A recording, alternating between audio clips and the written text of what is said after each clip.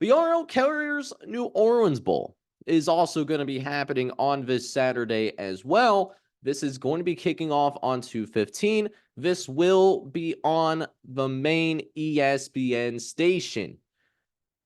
And this features a team that is going to be making its very first bowl game appearance in school history.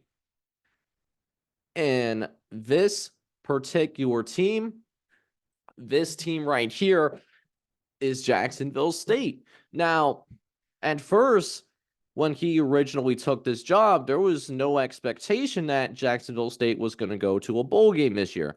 Why? Because Jacksonville State was going through the FCS through FBS transition. It's not because, and they were in their second year of this, don't get me wrong, because their first year that they were in this transition, they played an FCS schedule. They just couldn't go to the FCS playoffs still because they had the 85 scholarships. So Jacksonville State, thankfully, had a little bit of lady luck on their side, and they have not enough 6-win teams around the country so that a spot would be open for Jacksonville State. So, because Jacksonville State was one of the two teams that were in that second year of the transition, Jacksonville State was able to be slotted in because of it. And of course, they had a very good season as well. 8-4 for your first year in the FBS. Granted, it is the Conference USA. I get it, but still a very big accomplishment. And they're going to have a very experienced head coach on the sideline too. Rich Rodriguez, for those of you that maybe don't remember that name all too well, Rich Rodriguez, he spent some time at multiple Power 5 spots. West Virginia, spent a few years at Michigan, and then also before coming to Jacksonville State, he spent 6 years at Arizona, his last year being in 2017. So this is a coach that does have some bowl experience, and he's okay in these bowl games. He's 5-6 overall in these bowl games, which is really helpful for a team that does not have any bowl experience as a program at all. Granted, they do have experience in the FCS playoffs. They've been to the playoffs 10 times since 2003. So Jacksonville State, while not familiar with the bowl scene, they are familiar with playoff action as a program, at least from a traditional sense. However, Jacksonville State is also going to be playing in a de facto road game as well, because the team that they're going to go up against is also from the state of Louisiana. It is the Raging Cajuns, also coming out of the Sun Belt. The Sun Belt, you're going to find out over the course of these bowl game podcasts, the Sun Belt had an excellent year in the sense of finding a way to get 12 of 14 teams to qualify for a bowl season, to reach that 6-win threshold, basically get to 500. So very impressive by the boys over, not only for Raging Cajun specifically, but for conference as a whole, getting a bunch of teams into bowl action. And that's going to really help the conference because of how conference revenue sharing works. It varies by each conference, but it's really going to help the Sun Belt in the long term.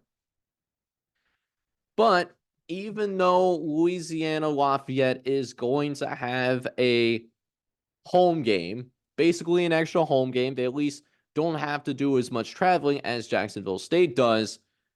Jacksonville State is still a favorite in this game. And it's because of what Jacksonville State has been able to do over the course of the year.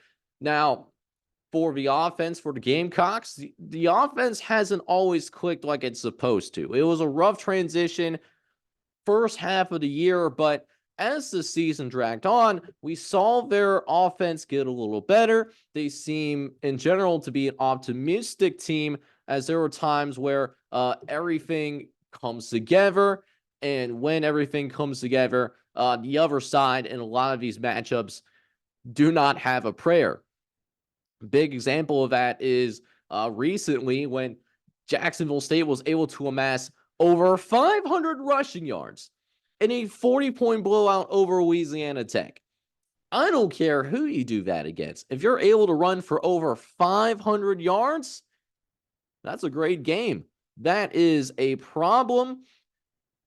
That is a rushing attack to be reckoned with. And that's not a complete fluke either. They also had close to 500 total yards in their big win against Western Kentucky, close to 300 rushing yards, and a shutout win over Eastern Michigan, 4 rushing scores, and a blowout win against FIU.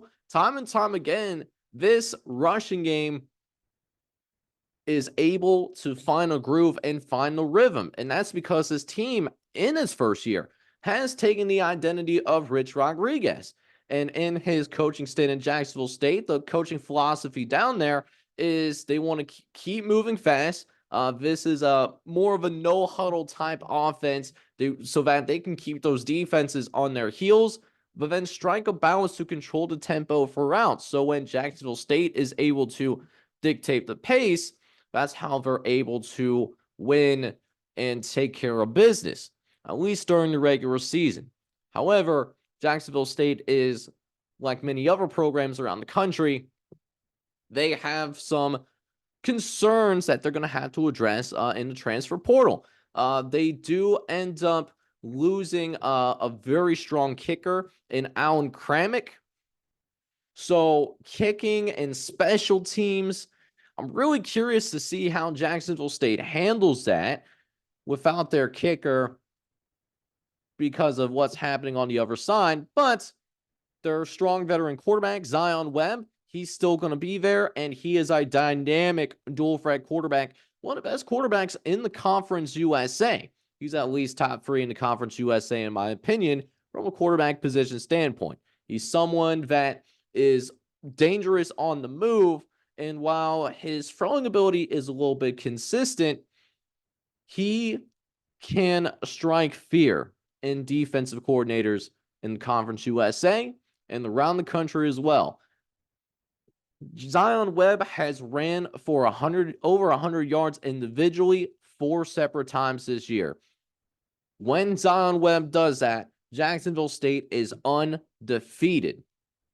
And speaking of that running game, when Jacksonville State has averaged more than 4.2 yards a carry, they're also undefeated, 7-0. The running game is a huge, humongous factor for the Jacksonville State Gamecocks. However, the Ragin' Cajuns could make it interesting because the Ragin' Cajun run defense is not necessarily that bad. While it's not exactly a brick wall, it's better than the Georgia Southern team that we just finished talking about as well. Because half the time this year, they have allowed less than 4 yards per carry on the ground. So they've been able to, with some variability, been able to create some imbalance, per se, to force teams to be one-dimensional.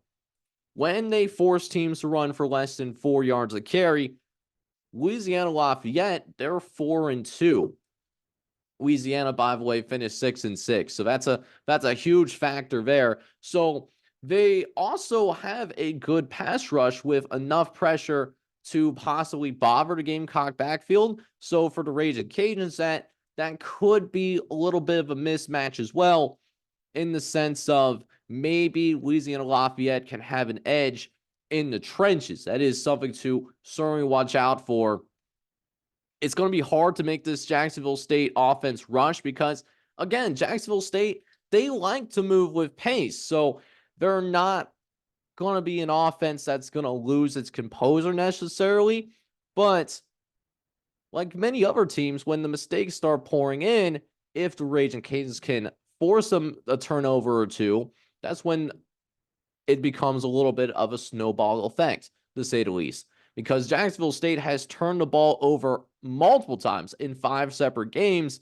And for Louisiana Lafayette to pull this off, in my opinion, that's really what they need. I honestly think if the Ragin' Cajuns do not force 2 or more turnovers, I have a difficult time seeing how the Ragin' Cajuns pull this off. Because offensively, they will also turn the football over themselves. It doesn't matter too much to his bunch, and it will struggle to keep the chains moving. But while they also turn the ball over and keep the chains moving, they'll get a bunch of yards. 4 to 6 losses that they had this year, they were able to at least make things interesting. But getting to that 400 yards mark of total offense is matters. They're 5-1 when they do that, but they have to take care of the ball. And not to mention, they also need to force multiple takeaways and make Jacksonville State one-dimensional. Under 4 yards a carry, if you can do that, I think the Raging Cajuns will be in a good spot. But we didn't talk about this. Jacksonville defense, it's a good defense. They played against teams like New Mexico State, Liberty, Coastal Carolina, South Carolina as well. But even in all those games I mentioned, all 4 of those losses that I mentioned, they were competitive in these games as well. One more key stat. The Raging Cajuns, they are 6-0 when they score more than 31 points. Jacksonville State has only done that one time this year. That's to an SEC power in South Carolina. So I think we're going to see the potential of fireworks. I think there's a real chance of that happening. But I think the Jacksonville defense, I think it does enough. So, see, the model says that Jacksonville State is going to be -8. I'm looking at this game. Seems pretty even. I don't think Jacksonville State covers here. I think the Raging Cajuns are going to cover this ultimately, so I'm going to disagree from the model from that standpoint. But what I will say, I think Jacksonville State is a legit football team. I think it's a very good group of 5 team that clearly has put the resources in to be competitive at the FBS level right away. And I think it shows on the field in the New Orleans Bowl. I will take the Gamecocks to win, but I don't think the Gamecocks are going to cover necessarily. I think it's going to come down to the last possession, but I think Jacksonville State does get it done, and in their final FBS season, they will finish with a very respectable 9-4 record, and they will represent the Conference USA well, or at least get off to a pretty reasonably good start there.